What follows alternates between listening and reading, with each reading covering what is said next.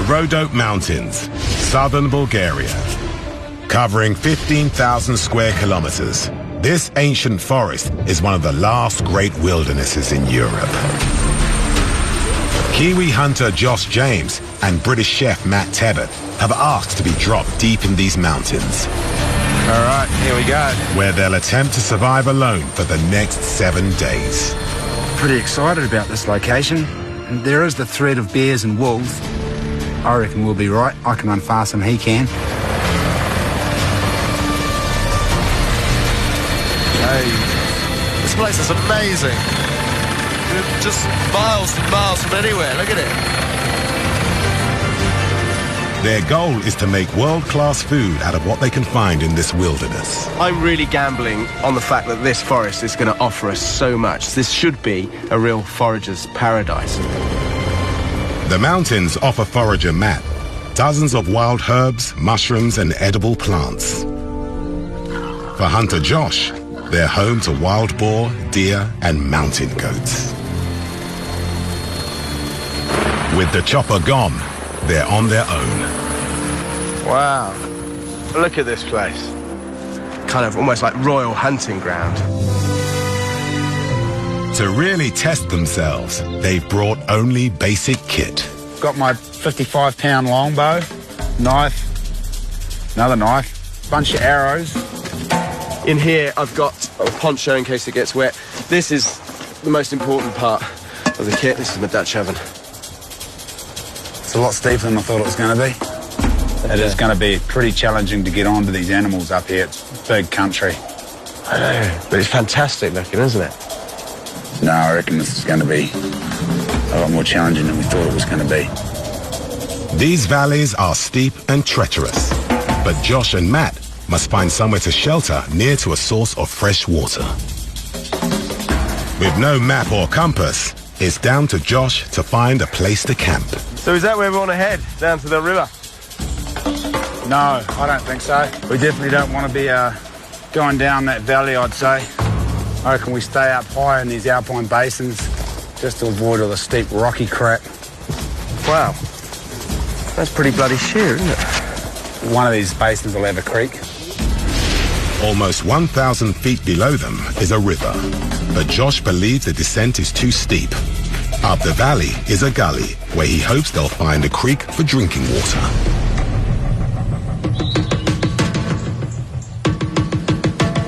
It's getting on the day now. I would have liked to have reached a campsite by now. We can see some thunderheads up above us. Mark my words, we will get wet. Thunderstorms are common in the Rhodope Mountains at this time of year. It's probably a pretty good idea to stock up on some tinder so that we don't have any problems lighting a fire later on. Why don't you grab a bunch of this old man's beard stuff? Old man's what? Old man's beard. Okay. It's just moss that's growing from the tree. And I'll get some of the seed heads. Looks a bit like Josh's beard. Gnarly. And we're just going to keep pushing around the edge of the hill. And hopefully, when we get to the meadow over yonder, there'll be a creek running right down the middle of it. Quite exposed there, isn't it? No water either. It's no good to us. Right. Come on, Sherlock. Which way? It's raining down that end of the valley. Let's go. With rain approaching and temperatures plummeting, Josh decides to risk the steep descent towards the river, despite scree slopes and sheer cliffs. One of us falls here and breaks something. That's that done, isn't it? Gonna start hammering down pretty soon. Getting caught in the rain now could cause a dangerous loss of body heat. Found some water, bro. Fantastic. Bonus. But yeah, let's find a flat place and snag a camp up real quick, eh? This is as good as we're going to get. We'll get our ponchos on the ground and then we'll whack a quick A-frame up.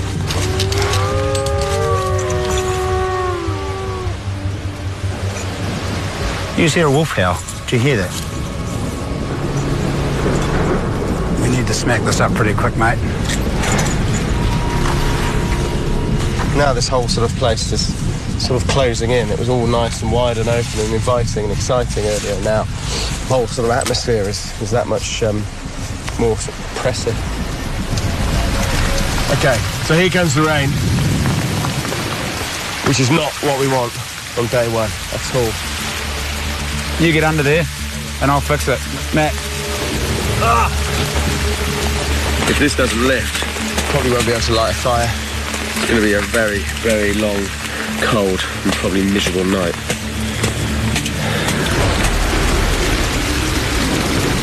While Matt shelters under his poncho, Josh builds a lean-to camp using beech and spruce branches. Matt's a little bit below the weather at the moment. He's not used to camping in the rain. Me, on the other hand, I don't mind a spot of camping in the rain. It's just been raining and raining and raining. And it just puts a lot of kind of big dampener on your mood. It doesn't look like it's going to let up either. I mean, this rain could be a real hindrance. I suspect animals don't wander around too much in the rain either. So he might be coming unstuck there. Quite a bit of work that goes into one of these.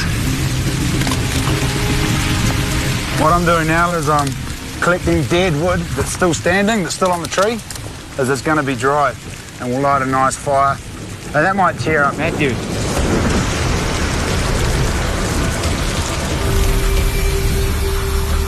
After 2 hours of heavy rain, the storm passes and there's a break in the clouds. Okay, so I think the rain's almost stopped. I'm going to head down to the river there and I'll go and get some water. And then maybe something that we can flavour it with. I'm looking at these young beech leaves here. We can even use those. What we're not sure here is water. Josh has knocked up a really, really good-looking shelter. So it's a good thing we collected this dry tinder earlier on in the day, and it's really good for starting fires. And we're away. Maybe have a crack. Make some beech leaf tea. This will start warming us up a bit. Good. Boiling will purify the water, and the beech leaves are a great source of vitamins. Oh, yeah. Oh. I do believe you just took the water all over the fire. Smooth, bro. That's better. It's cranking. That's nice. I'm glad it's not raining anymore. That would have been rubbish. Would have been stinking. Stinking. I was pretty miserable there. I'm all right now. That's nice. It's a bit of flavour in there. This is the life. Actually, this isn't the life because we don't have any food. And when's the best time to hunt? Change of light. Why? So go out and feed? Yeah, then most of them. I might climb up to that rocky outcrop if I can see any animals coming out just on dark and... Fingers crossed, huh? Josh is used to hunting the animals of New Zealand's South Island. Here, he's hoping to find deer and a type of mountain goat called chamois. Well, we haven't quite got to the top of the hill. The thunder's kicked off and it looks like it's about to hammer down again. So I think I'm just going to hightail it back to camp while I still can. The heavy rain will drive the animals into hiding. What? That, my friends, is deer here. Right there. So the little are here. Well, they're not actually here. They were here, now they've gone. Without a doubt, we're not going to get any game tonight. It's just the weather that looks like it could cause us a few problems and get under our skin, as it were. And I can hear thunder again now. If the rain persists, Matt and Josh's trip could be over before it's begun.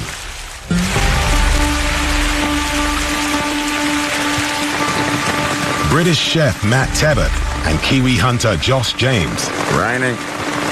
are attempting to eat like kings in the wildest places on Earth. But thunderstorms in the Rhodope Mountains of Bulgaria have left them unable to hunt, and they have no food. I've got up before sunrise, come up the hill, looking for animals. Plan is to find a rocky outcrop and see if we can find some chamois. Chamois, or chamois, graze on open ground where they can easily spot approaching predators. Josh heads for rocky outcrops he spotted 400 meters above camp. Josh has been out now for a few hours. Maybe he's onto something. So I'm going to get out, have a look, see what I can find. Chef Matt is no hunter, but he is an expert forager who serves wild food in his restaurant. Here in Bulgaria, right up in the mountains, this is where so much of the wild food that comes into the restaurants actually originates from. You know, Josh is off stalking his big animals and he's getting excited about that, but this is what I'm getting excited about. It's not that dissimilar. This feels like hunting. Really slowly and carefully, keep your eyes open all the time. That is what I was looking for. These are morel mushrooms. They're just an explosion of flavour. They're absolutely beautiful. At 40 pounds per kilo, wild morels are one of the most expensive mushrooms on the planet. And you can see why they're so expensive, because somebody goes out, spends hours and hours looking with his eagle eyes through the woods for what? I've got 3 mushrooms at the moment.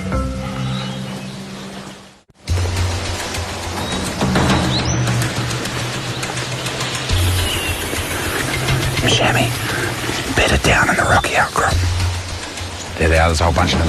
All right, there's food right there. My mouth's actually watering just looking at them. The eldest female stands guard above the others to sound an alert if predators approach. This makes chamois difficult to hunt. It's too far to shoot. We might see if we can stalk around the corner of this hill. It's going to be a real tricky one to get in on, but I think we'll give it a crack. Back in New Zealand, Josh hunts with a rifle, but here he has only a bow and arrow. He needs to get close enough to make a clean shot to the head or vital organs to guarantee a kill.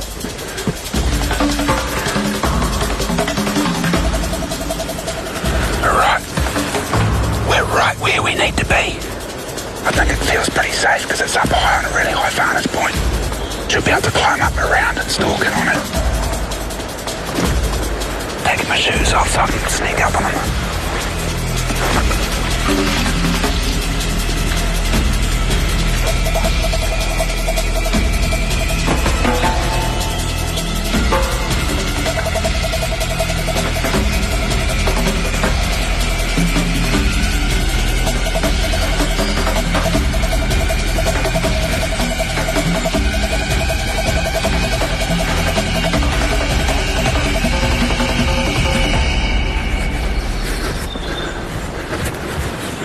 Wow. Dang. I didn't have a good shot. Didn't really want to shoot him in the back or in the...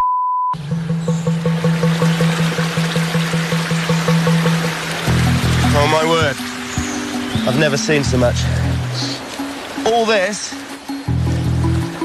right down to here, this is called wood sorrel. It's very, very highly prized in restaurants.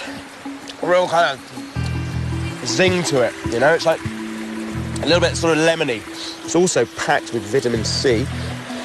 I mean, it is up there at the top level of the most expensive things you can buy. And here I am, sat in a Bulgarian forest amongst a whole carpet of it. Wood sorrel is rich in vitamins and iron.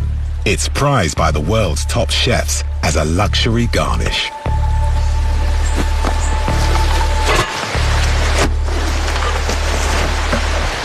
Right, fella. How you doing? Did you manage to sneak up on some mushrooms? Yes, I did. You did? Yes, I did. Get out of here. Is that it? Huh? What do you mean, is that it? Do you know how expensive that will be? How'd you get on? I didn't really. Almost got one, but in the interest of ethical hunting, I decided not to take the shot. And why? If I had missed it or nicked it or shot it in the jaw, it may have lived for a couple of weeks and starved to death. So for a quick, clean, humane kill, I prefer not to shoot the animal unless I know there's a really high percentage of me hitting it in the exact spot I want to, and it's gonna have a quick, happy death, if there's such a thing. So I'm very impressed. yeah, That was very controlled. it was. We might regret that in 4 days. Yes. No. When you're fed up with mushrooms. Yeah, exactly. Right, okay, well, let's cook them out. I'm going to go and get some water. We've run out of water. Oh, I'm gonna lie down because I'm shagged.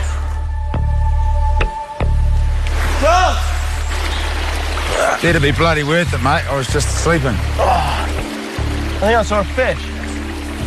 Mate, I think you're dreaming. There's one. There's one. Right there. You're right. There's definitely one in there. Fish could provide a vital source of protein, but with no rod or reel, they'll have to improvise a way of catching them. I reckon you Oh, hello. are What? going to put your hand under the rock Yeah. and tickle the fish. How do you tickle a fish? Scare them under the rock, and once they're hiding under the rock and their heads are hidden, you put your finger under and you just gently feel up until you feel their tail, and then you just put your hand on their belly like that, and then you grab them. It makes them go all funny. It makes them go, and then you Made grab me them. go funny. That's ridiculous. Trout tickling puts the fish in a trance-like state.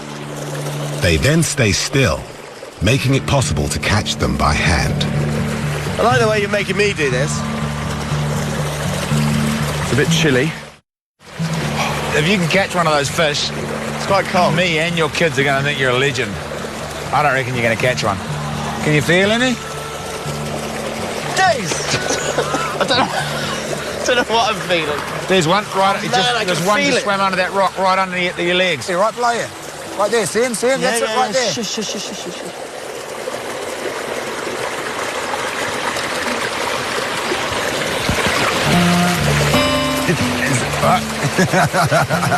I don't believe it. What do I do with it now? Throw him on the bank.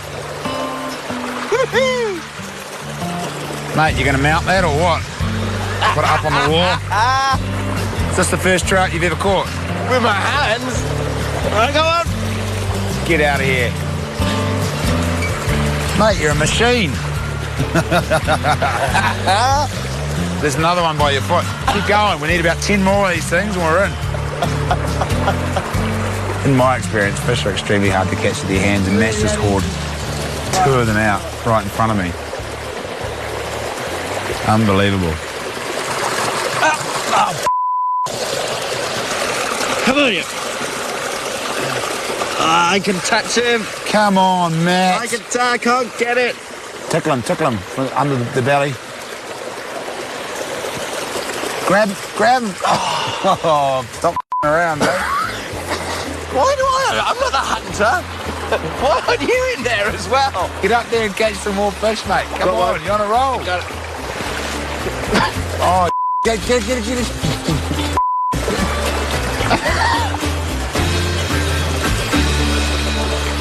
Good work, mate. I can't believe it. I'm slightly astounded, actually. We've got dinner. Mate, well done. Mushrooms. Well done. Unbelievable. That was great fun. Really good fun. Just to go fishing with your arm. Matt, he's a natural poacher. I'm not going to say fisherman. It's only going to feed us for one meal, but it's going to be enough to get me back on the hill and hopefully bag something. River trout, wood sorrel, and morel mushrooms give Matt the basis of a gourmet meal. After 36 hours in the mountains, it will give Matt and Josh over 1,000 calories. I'm going to throw in a handful of the beech leaves. I'm just going to treat it like spinach, really. It's quite earthy looking. It's kind of almost camouflage. But we can lift that with the addition of this sorrel. It's going to lift it in terms of all that lovely little kind of sharpness that these leaves bring. And there you go, that is it. And I think for our first meal in the middle of a Bulgarian forest, we're doing all right. Dinner time, man. Come and get it. Wow. That fish is good, man. Really good. It is good.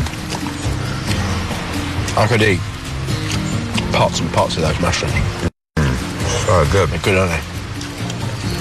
But imagine those mushrooms with some meat. That'd be good. We're going to have to, obviously, eat more food than the pitiful amount of mushrooms you've brought home. A delicious starter. At the end of day 2, Matt has provided a much-needed meal. But hunter Josh has failed to catch anything. Are you getting up hunting early? I am, yep. Are you? Okay. We can get up into those bluffs. If I don't break my neck, I should be able to bring home the bacon. Don't wake me up in the morning. True. Happy hunting. Cheers. See you later.